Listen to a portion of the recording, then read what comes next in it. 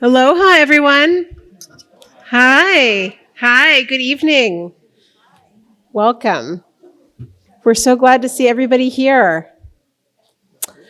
Thank you so much for joining us tonight. It's great to see everyone gathered together, and we're so honored to be here to have Asma Naeem talk to us this evening. She is an incredible scholar and thinker and leader, and so it's just going to be a great honor and pleasure to hear from her, especially in connection to our wonderful, wonderful exhibition of Salman Toor, which we have all been enjoying and learning from. And it's just great to have this esteemed guest here with us to give us more context and insight. She is, of course, the original curator of this exhibition at the Baltimore Museum of Art, where she was originally curator of contemporary art and is now the director. Her official title, I love saying it, is the Dorothy Wagner Wallis Director of the Baltimore Museum of Art. And she was just appointed to that role in February. Prior to that, she served as interim co-director and chief curator. She has a long, esteemed career before that. She served in a multitude of curatorial roles. She was at the Smithsonian's National Portrait Gallery, and she received her BA in art history and political science from Johns Hopkins University and a PhD in art history from the University of Maryland. She also had a long and amazing career as a lawyer working in the law. So she brings such an amazing life story, context, history to everything that she does. And we're just incredibly honored to have her here with us this evening. Something that she's known for and that she has championed is the work of women artists and people of color, something that's very, very needed in our field to bring light to those incredible artists who have often been overlooked. And her work with Salman Toor is very, very much in that vein. So it's an incredible exhibition, and I encourage all of you to go and visit it if you haven't seen it already, but I hope that you have.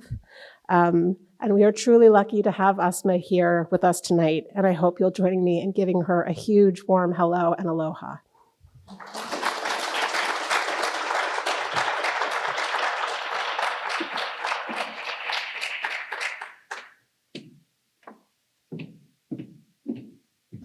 Aloha.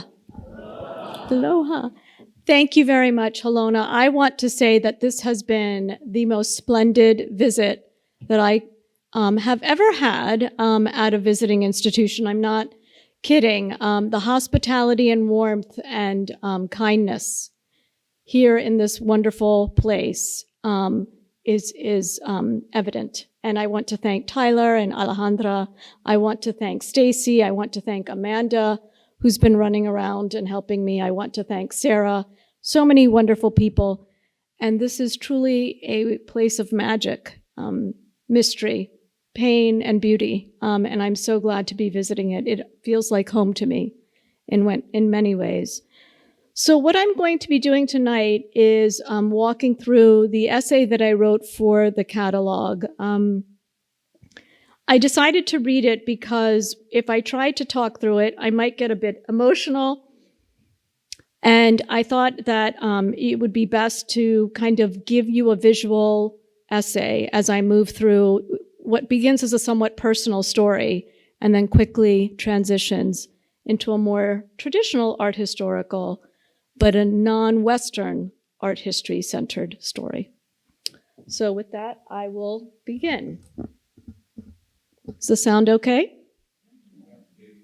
Great. So the essay is called Salman Toor's Brown Boys.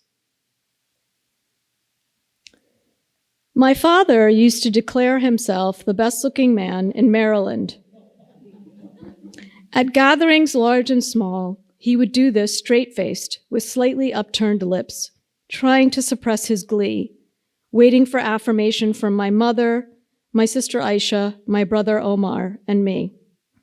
After a well-timed pause, he would then recount how as a boy in the 1950s, he was well on his way to a lifelong career in the Indian film industry.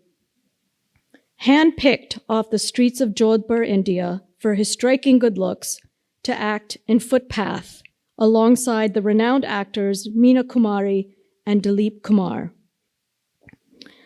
For years, when it was just our family, one of us, usually Omar, would bring this up at random moments, teasing him. "Hey, Baba," as we would call our father, "weren't you in Bollywood movies or something when you were little?" My father would always perk up. "Yes, Footpath, with Dilip Kumar and Meena Kumari." The declaration would hang in the air as my father waited for us to pose more questions or even ask to see the film. It was the 1980s, and we were typical insolent teenagers, American-raised kids who had not the slightest appreciation of what he was talking about or of our past. Purple Rain, 16 Candles, roller skating, hip-hop, MTV, such products of Western culture preoccupied us. In 1970, my father had convinced my mother that our growing family should leave Pakistan for the gleam of America. Our parents have been in Baltimore ever since. I barely remember my time in Karachi. The last time I did go back, the dust, which to me literally felt centuries old, was everywhere and seemed to overwhelm my lungs. The United States didn't have dust, didn't have traffic jams that were punctuated by goats weaving between the cars, I remember thinking. Foolishly, I squandered my time in my homeland with a desire to get back to my American life and friends. Perhaps this is my rationale for neither searching for nor watching my father's film. Why on earth would we want to see a 1950s movie from India anyway? Subtitles? Snooze fast. And how are we supposed to find this movie? Call a Blockbuster in India or something? About 15 years ago, when my father was nearly 70, the convenience of the internet finally led us to locate the movie, and we watched it together. It turns out when the editing of Footpath was complete, my father's scenes were left on the cutting room floor. Since then, we try not to bring it up. But now, as I see my aging father, I think more and more about his days in Jodhpur, thousands of miles away, days comprising of moving through infinitesimal moments of another language, jokes, expressions, scents, and foods, days that he now strains to remember. It was a world that he could barely bring to the United States. Memories and heirlooms way too much for the displaced to bring along. Now I understand why he never told us about the other parts of his childhood, how the British Raj left the Indian subcontinent with a trail of bloodshed and trauma in its wake, how his family migrated to the newly created Pakistan, how his time in British India has crumbled in his mind. My ancestors only lived in my parents' heads, layers of dust that they dared not touch. This absence of presence is echoed in Victoria Chang's memoir about her parents leaving Taiwan for the United States. Quote, "Growing up, I held a tin can to my ear, and the string crossed oceans." End quote. From a younger generation of the South Asian diaspora, Salman Toor has crossed oceans, literal and imaginary, with his paintbrushes, paints, and canvases. Perhaps it's because his paintings have a cinematic quality and often center on a young man. They seem to compress and map the distance between my father and me, between my ancestors and me. At the same time, his work seems to reckon with, if not try to reconcile, the West's effacement of South Asia's tragic past, its irresoluteness and reverberations. I will say Toor's project is highly singular in what we as art historians call the project of post-World War II picture making. He entangles a lineage of South Asian painterly tradition, an ambition, an Americanness that resists assimilation, and the story of European artistic tradition that he makes slippery between the lines. Toor's work is neither about a single art history nor a single gaze. His paintings, with their delectable frosting-like surfaces and tendril-like brushstrokes, are aesthetic and emotional magnets. They engage in a storytelling with such vivid color and line, and of such vulnerability and immediacy that viewers, whether their roots are in the Indian subcontinent or not, are pulled in. Yes, his work is about queer desire. It's about artistic freedom. It's about immigrant identity, pillaging, and the gaze of the white colonizer. But it is also about the universal experiences of seeing and being seen in our modern lives. When you lock eyes with someone across a space, when you are alone and staring at your phone, the depth and acuity to which he mines these small moments for all their allures and repulsions makes him one of the most important young painters of our times. Toor was born in Lahore, Pakistan in 1983. In 2002, he attended college at Wesleyan University, studying painting and drawing in Ohio, a period that he called, quote, of safety and coziness. He went on to receive an MFA in painting at Pratt in Brooklyn in 2009, and Toor now splits his time between Brooklyn and Lahore. Shaped by these altering viewpoints, the artist describes his work, quote, as part of a larger project of subcultured voices who update and challenge notions of identity in Western art history. He continues, by creating private, deeply comfortable spaces, I hope to give dignity and safety to the boys in my paintings. Somehow this makes me also feel safe and comfortable, solidifying my context in this culture as a queer man from a Muslim cultural background, end quote. To put it simply, Toor engages in a world making where a queer brown young man's hopes and anxieties for a life in both the United States and Pakistan are shared without judgment, fear of reprisal, or the constraints of reality. At turns heartwarming, melancholy, macabre, and comic, Toor's art conjures fantastical yet utterly identifiable mini-dramas, as I call them, not just for brown people or the queer community, but for his generation and beyond. Now, these works, if you have seen the exhibition upstairs, are diary-like, but at the same time, they're distinctly aware of our prying eyes. Toor's art is a concoction and collision of the historical and contemporary, the private and public, of brown and not brown, of LGBTIA+, and everyone else, the global and the right now. Consider two paintings, The Latecomer and Thunderstorm. In the first, we see a slim brown man dressed in white inside a crowded bar, flanked by an assortment of patrons, some shaded brown, some painted green or coral, all grouped in various close conversations. In the left foreground, an unlit candle and dreary plants are seen. On the right, in the foreground, is a colossal brown man, his back turned to us, who gazes upon the seemingly unaware central figure. The figure in white rhymes visually with the candle in the foreground, lonely, lithe, and awaiting a flame. In the second painting, a Pakistani family is on a porch overlooking a garden. The women, all seated, are wearing shalwar kameez, loose trousers paired with a long tunic, dupattas, shawls, and heels, drinking their chai while a fatherly figure studies a young brown man standing in a pool of mysterious liquid in the yard.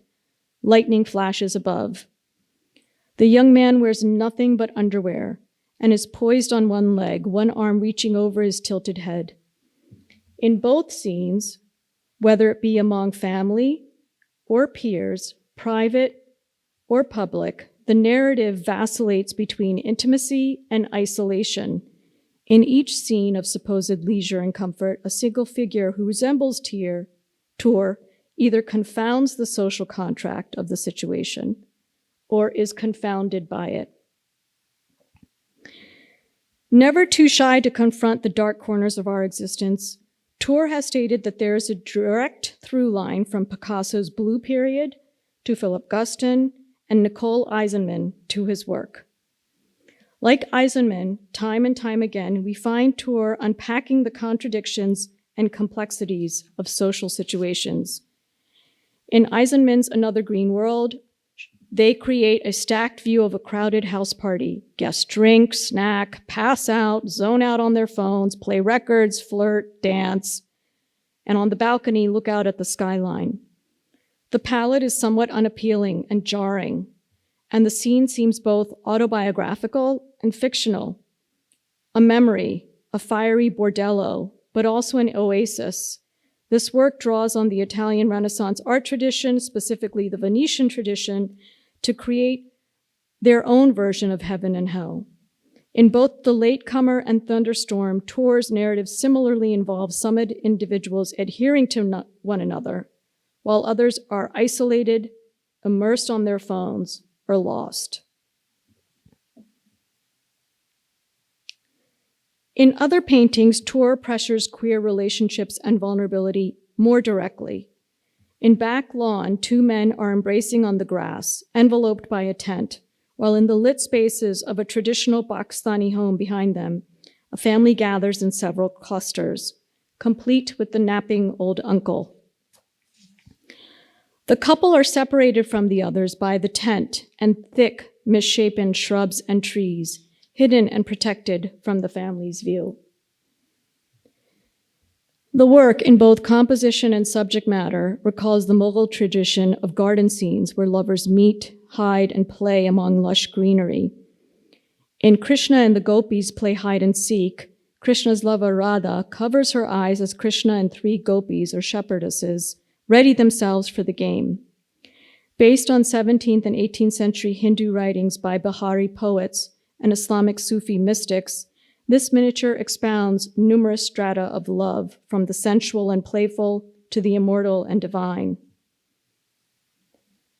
Hiding love and desire is something that Toor negotiates and recalibrates depending on where he is. He readily speaks of the ways that queer lives are constrained in Lahore in both public and private spaces, and how that negotiation is of lesser concern in the United States. In Back Lawn, the danger of the interaction also signifies a freedom, a contravention of cultural norms and traditions. Queer love seems to exist in Toor's imaginary Pakistan, in covert, precarious moments. Next, consider Boy with Neck Chain. Love is never rational, as we see in Jean-Honoré Fragonard's Love is Folly. Love, abuzz with a foolish grin, flutters in the air while his pink drapery falls away. As the darling of aristocratic patrons in pre-revolutionary France, Fragonard delighted in the Rococo style, exuberant, licentious subjects, awash in pastels, curls, and ruffles, a refreshing change from neoclassicism's restraint. Then and now, Love is Folly fulfills the need for fantasy and escape, emotionally and artistically. Toor's lover boys, whether they are self-referential or not, make us forget Fragonard's lily-white Cupid. Time after time, we see elongated brown and white men tangling in sheets, having pillow fights, or celebrating their own beauty, as we see here in Boy with Neck Chain, where a naked brown man on a pastel pink bed luxuriates in his own reflection. Taking the shaping of artistic identity one step further, consider Bhupen Kakar, arguably the only other, quote, out South Asian male artist, flaunting his queerness in his You Can't Please All from 1981. A self-portrait, the artist's naked body is seen from the rear on a balcony, witnessing an enactment of an ancient Indian fable, a moral tale cautioning, please all and you will please none. Town residents observe a father and a son with a donkey and debate who should be riding the donkey, the portly elderly father or the young son. Realizing that one can never please all, Kakar seems to announce his disregard of those who disapprove of his sexual orientation. Rather than refusing the viewer as Kakar does, Toor turns the historical availability of brown bodies on its head. In Toor's painterly realm, brown queer lovers with tumescent noses, stubbly bodies, and elastic limbs are immersed in their own pleasure. Occasionally in Toor's work, queer love veers from the playful and comedic to sadness and death. In Over His Shoulder, a brown man's face occupies much of the canvas, painted in a pale green palette, his lips pouting with a gaze that grips the viewer. He's in a locked embrace with another, but we only see him in profil perdu, a glimmer suggesting impending loss. The work recalls one of Toor's favorite works, Pablo Picasso's Casa de Mas, In His Coffin, in which Picasso depicts the deceased figure of his friend who had committed suicide over an unrequited love. Just as desire can act as a mask for pain and trauma, Over His Shoulder may foreshadow tragedy. For historian Gayatri Gopinath, a queer desire for an immigrant can evoke the past, but, quote, what is remembered through queer diasporic desire and the queer diasporic body, it's a past time and a past place riven with contradictions and the violence of multiple uprootings, displacements, and exiles, not an imaginary idyllic homeland. Perhaps it is the clashes of such historical forces that threaten and seem to splinter a couple in Walking Together, where a taller brown man caresses his lover, the central figure, a shorter brown man in a white shirt with black dots, holds hands with a third man dressed as a 16th, 17th century harlequin. The intertwining of this lover with this European historical figure is fraught, as suggested in the radiating lines around their clasping hands. French painter Louis Jameau painted a different but similarly dangerous kind of turning back in his Le Poème de l'âme, Cauchemar, a cautionary tale of how Christian morals can lift both the body and soul to redemption. The work shows the figure of death in black in pursuit of a young boy whose soul is already in the clutches of death's right arm. As the boy tries to run ahead, he dares to look back at his soul, the ground falling away from under his feet.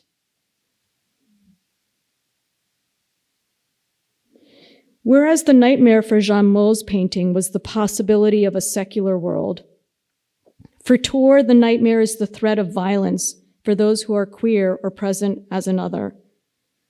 How do those who are most vulnerable today dare look back at their pain?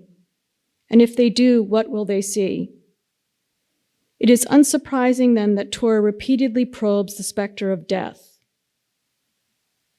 In Stone Throwers, we witness a mysterious act of violence where elongated bodies prepare to hurl brick and stone on some unseen target. And in Cemetery with Dog, Toor paints a graveyard scene where Islamic tombstones are bathed in corals and lavenders. And then in this work, Night Capture, we see an individual who seems to have been beaten up and discovered by others. The complexities of Toor's subjectivity as a queer South Asian living in the United States perhaps most surprisingly come across in Lazy Boy, one of my favorite paintings, and Tyler's too, apparently. In a horizontal composition, a brown nude lies on a sofa, cell phone close by, open laptop at his feet, and a plate of pizza perched on his stomach. This decidedly unglamorous scene of an uneventful takeout dinner is the subject of our gaze. Gravity and its constant pull, the splayed arms, the articles of clothing and book on the floor, the laptop cord, as Salman says, everything's drooping, inflect the work with a downward motion, as if the body would be subsumed by the sofa if it could. 19th century French painter Edouard Manet's The Dead Toreador is also oriented horizontally, a small pool of blood by the left shoulder, and a similar pink-colored fabric left on the ground. Manet's work had been part of a larger canvas depicting a bullfight, but at the last moment, the artist cut out the bullfight portion of the canvas, which is now at the Frick, and isolated the bullfighter seen here, which is at the National Gallery in DC. Like Manet's Toreador, Toor's flattened body suggests a fragmentation of history and place. But the fragmentation comes not from a disassembled painting, but from the assembled histories, places, and audiences of the technology in the painting, the phone, the laptop. The references in this painting, from Manet's bullfighter to contemporary digital devices, suggest a subjectivity and memory that jumbles not only history and place, but also freely mixes the old with the new. Shazia Sikandar's Pleasure Pillars also spans different eras and temporalities from a post-colonialist lens, but through entirely different techniques of layering and spontaneous mark-making. Sikandar noted, quote, "My miniatures often have insertions of two time planes. One plane is a meticulously painted surface crafted with precision that is in keeping with the tradition. The other is its violation." End quote. The work you see here commingles miniatures of archetypal women from Mughal and Rajput with a Hindu goddess and a headless Venus, and centers a self-portrait of the artist with striped, spiraling horns. For both Pakistani-American artists, Sikandar and Toor, the fragmentation and reimagining of history is a necessary project in self-determination. It's a brown American futurity that resists total assimilation to American culture. In this sense, Toor's playful syncretic approach to artistic traditions reveals a keen understanding of appreciation of how color, line, shape, stylization, composition, and brushstroke can converge to tell a story that is uniquely his own. Take, for his example, his portrait of a seated boy wearing a simple beige t-shirt and shorts, his brown legs covered in stubbly hair and bent like paper clips. Resting his head on his hand, our brown protagonist, who resembles Toor, recalls the archetypal pose of Melancholia by Albrecht Dürer, an image that materialized the intellectual dilemma of the artist and has come to signify the notion of artistic genius. At the same time, Toor's seated boy with sneaker speaks to the work of a non-Western, or I should say a partially non-Western precedent. And it's been my point here, if you haven't noticed, to constantly interweave the Western with the non-Western. And that inspiration is this artist, Indian-Hungarian painter Amrita Shergill of the early 20th century. Raised in Budapest and Paris, but ultimately settling in India, Shergill painted rural subjects such as peasants and villagers, and she imbued them with a consciousness that was notable both because of the time and her patrician background. This portrait of a lower caste boy in tattered clothes, his hand on bended knee, is not unlike Toor's seated boy with sneaker in terms of palette, emotional affect, and how the body, especially the bent legs, fill the space.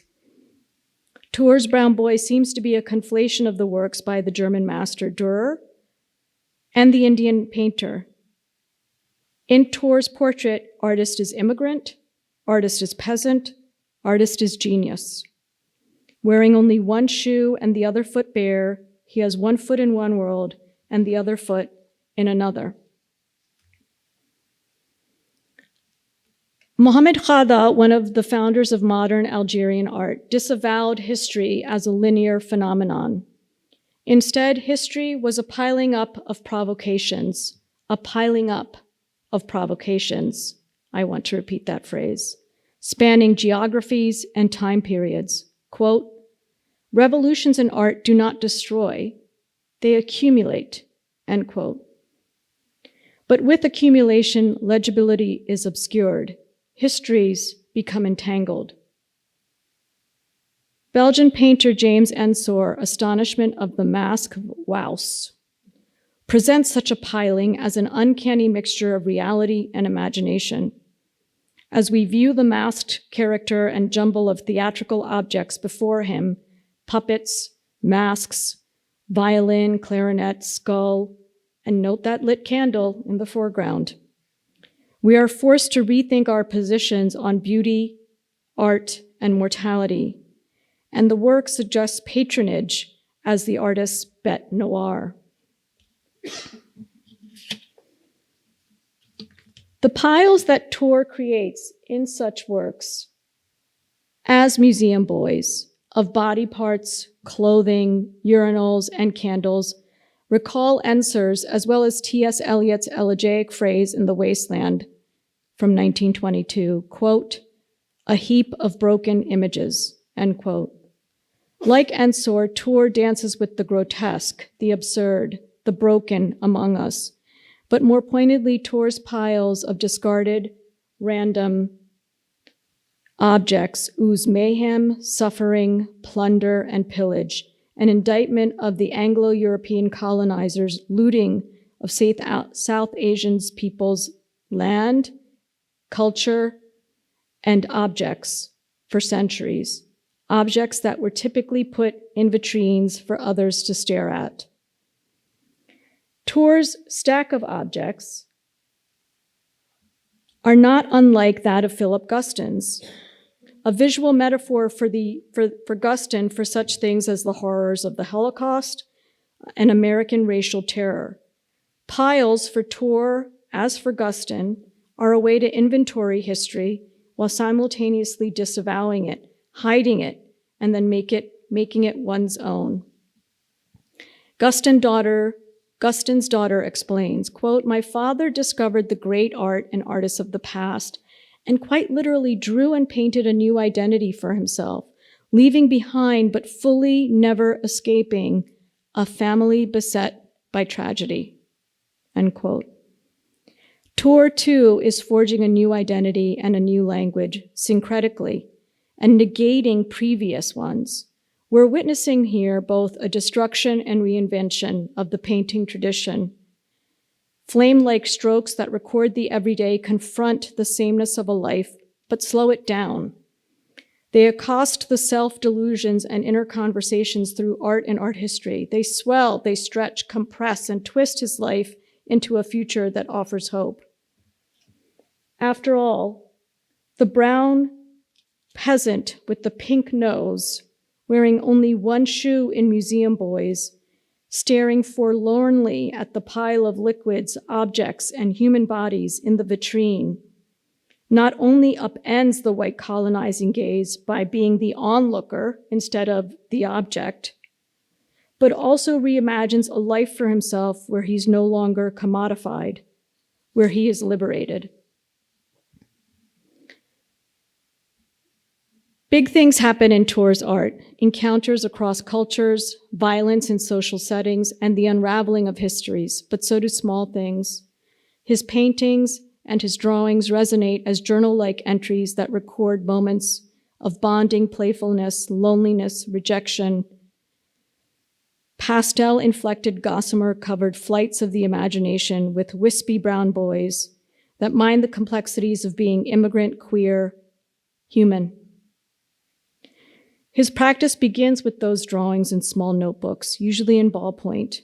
From these emphatic line drawings emerge his compositions, riven with torrid brushstrokes that seem to quiver and shake. There, without physical boundaries, his imagination can conflate multiple perspectives and positions across geographies and temporalities. It's informing a sense of what is possible by engaging in a dialectic between the present and the past. It's the same privilege of artistic freedom and capacity for the future that allowed fellow Pakistani and famed Urdu poet Faiz Amin Fed to write Subh-i-Zadi, Dawn of Freedom, a poem about Pakistan's Independence Day from British colonialism on August 15th, 1947. It is at once gloomy and glimmering, inward and outward, much like Salman Toor's Beautiful World. This blemished light, this dawn devoured by night, surely this wasn't what we've all been waiting for, what we've all been aching for. The heavy darkness of night hasn't yet lessened. The moment of salvation hasn't yet come for our hearts or our eyes. So let's keep going, for that destination has yet to come. Thank you.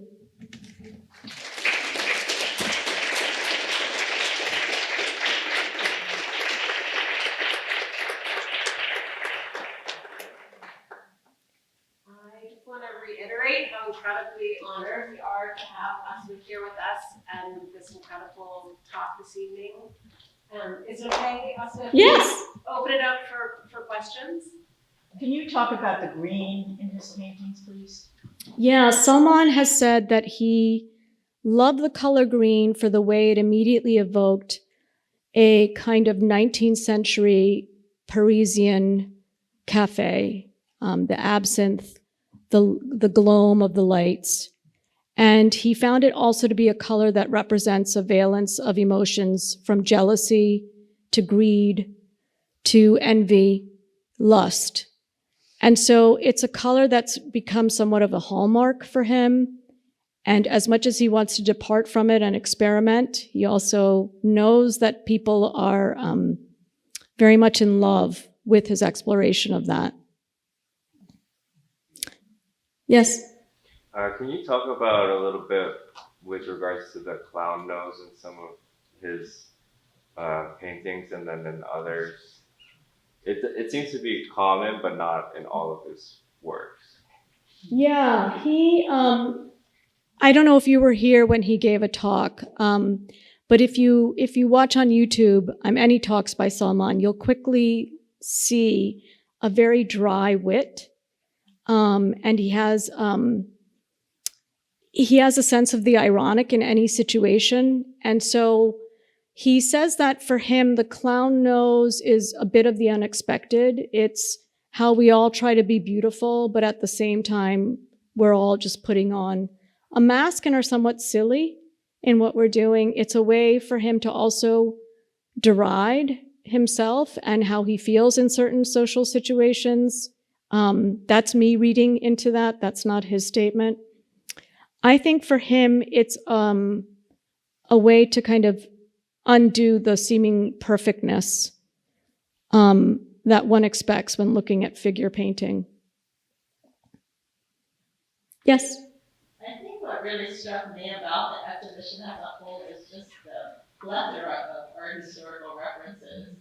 And I find it so interesting, the ones you pulled out are not the ones that were first come to my mind.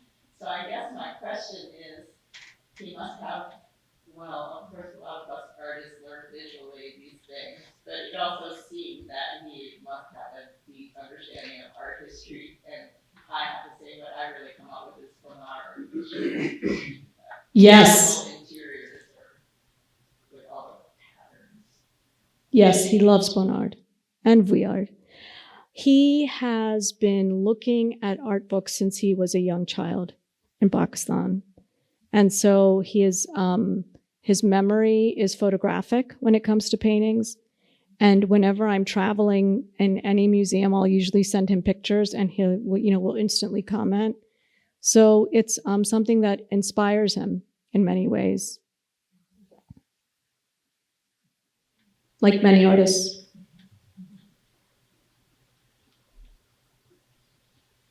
If there's one other question, Yeah. I have something to say about you. Yeah. Because Oh God. sorry, a little off topic, but I went to the Baltimore Museum of Art last Christmas when I was home visiting my family, and I was just so impressed of all the millions of museums I've been to, how much they really take it to heart, showing a diversity of voices and visions and artists that they just dug out of their vaults to put up that I'd never seen or heard of before. The way they juxtapose the old and the new, and it was just really invigorating and inspiring. So I don't know if you could talk about what inspired that. I mean, we have some interesting trustees, but just, I feel like I've seen that other museums try to do something like that, but I really felt like the Baltimore Museum of Art really pulled it off on a level that I haven't seen anywhere else.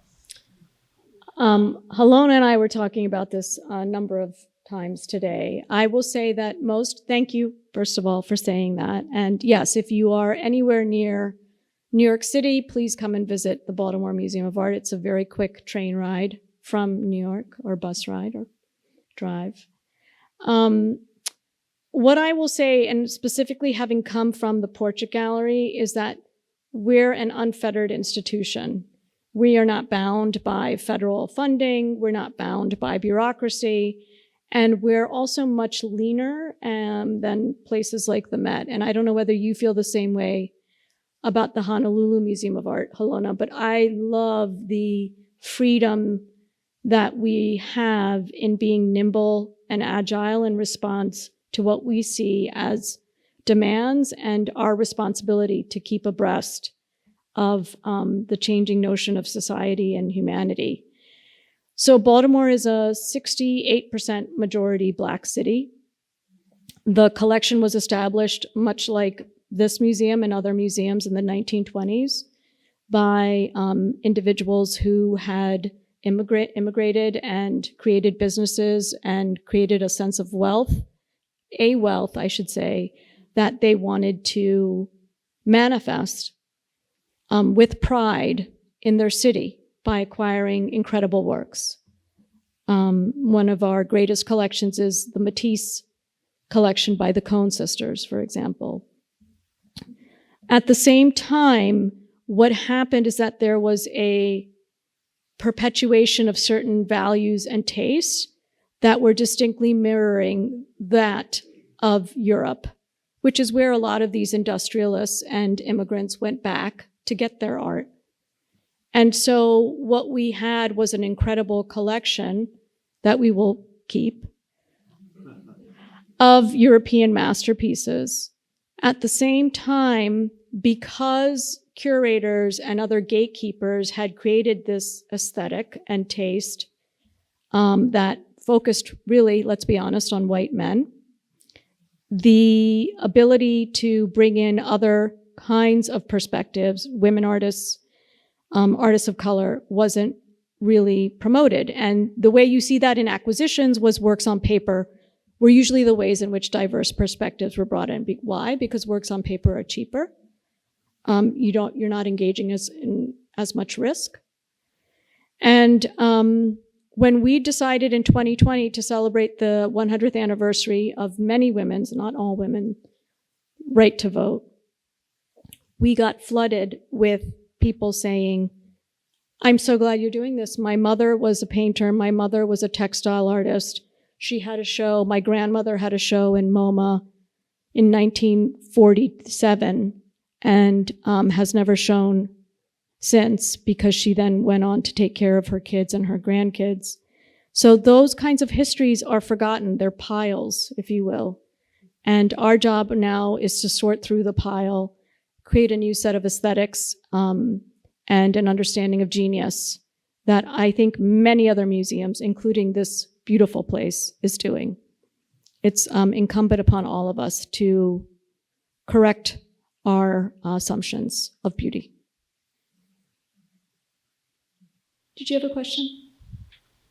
Yeah, I was wondering, in this really great presentation on the visual references that inspired this work, I was wondering if you could talk about maybe some of the literary references that he might be using, because for me, when I saw the exhibition, I immediately thought of the poet Shahidoli. And, I think she touches really similar themes with this poetry, and to me, the different things tell like a really intricate story.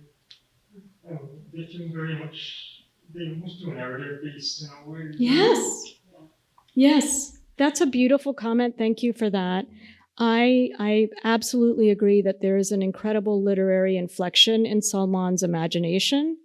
It is one of storytelling, and it's also one of poetry, which doesn't necessarily have to be linear, but is much more metaphorical. His partner is an incredible ghazal singer, and ghazals, as you know, are poems that are sung with incredible depth and range. But also he's an avid reader, and yes, he goes back to the 18th and 19th centuries for those inspirations, but he also is inspired by contemporary writers like Hania Yanagihara, who wrote an essay for the catalog imagining a certain scene playing out from one of the drawings in the show. He has an imagination that is unbound. from, I would say, form. And that's why I think he's able to, I think, be more fond of poetry than he is of, say, prose. Yes? If you go back to Salman Toor's early work, you can see he's been on an amazing journey to find his own visual vocabulary. And I was wondering if you had could share any insight about what it was that got him to loosen up and find this, super emotional, vibrant way of his own technique that draws him so much. But yeah, it's on his own. That's an astute comment, and I would totally agree with that. I would say that as one ages, one becomes more comfortable in one's skin. He's now 40. I would also say that, growing up in Pakistan, but then coming for college to the United States is not an easy transition. And I think that while he was trying to reconcile these two different subjectivities, he also had to reconcile what his family thought of his sexuality back home. And I think he was also trying to emulate two copycat some of the old masters and wasn't finding his footing. I will say that his brushstroke to me is quintessential 19th century post-impressionism. The Van Gogh that you have here in the museum, there's such quick symmetries between the brushstroke there and what we see in these images. I think that he's going to keep pushing and become looser. I think that he realizes that he does not want to be a one-trick pony, as I was saying earlier today. So I think we're going to see more experimentation. Yes. Yes. So you mentioned that he uses green a lot in his works, and maybe that he's sort of known for that and tends to feel hard to move away from that. I was wondering if if he feels like his immense success is at all limiting and maybe that way or in any other ways, and how is he working through that? I think that is the classic artist dilemma, right? When they reach a level of success. I think you can talk about Ryan Coogler and Black Panther, or it's just in every single kind of mode of making where you understand that there has now been a level of appreciation that is financially rewarding or that is hitting a note for many, and that you can either stick with it or depart. I know that he has both and this is so Salman, a simultaneous love and incredible detesting of how he's become known for his green.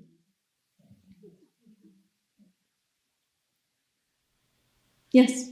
I was just wondering, you mentioned just now about his family's reaction to his sexuality, and also mentioned him dividing his time between New York and Lahore, and I'm just, that one image that you showed, the capture, really was actually extremely frightening to me. And I remembered, I spent a lot of time in Greece, and I remember stories from, friends of mine would bring stories from Crete, friends in art school, things that happened in Crete where children did not follow the sexual mores of the village, things that would happen to them. So I just wondered if you could expand on that at all, like his family, and if he has safety around him when he's in Pakistan, or you also mentioned there's only one other artist from South India who's open about his sexuality. Well, I said arguably. I think there's probably more that I'm not aware of, since I don't particularly work in that region, on a full-time basis. I would also say that for him, he's, this is really Salman's story to tell. What I'm saying is public knowledge based on his interviews and statements. But I think that, his sadness is the ways in which, there's still laws on the books in Pakistan about homosexuality and about being seen publicly engaging in that kind of behavior, as there are in many other places around the world. And so the fear of violence, I think, it's not too big of a jump to make that conclusion when you look at paintings like Night Capture. But I think, I know that he has a level of support and warmth and safety now. Maybe one more question. Sure. Just kind of building off that theme, you mentioned how the paintings and characters that inhabit them are kind of in sort of an ideal world, like a fantasy world or a world of his creation. And so when I was walking through the exhibition, it was really jarring for me seeing something like Night Capture, because it seems like in a lot of cases he creates safety in his images. And so I was curious, again, it gets very personal for him, I suppose, but how would you comment on what you see in like his sense of safety in his images and where maybe that slips away or starts to get undermined? What I find astounding about Salman is his ability to articulate incredibly present contradictions within any moment. And so I think for all of us, we can both feel safe and at the same time frightened.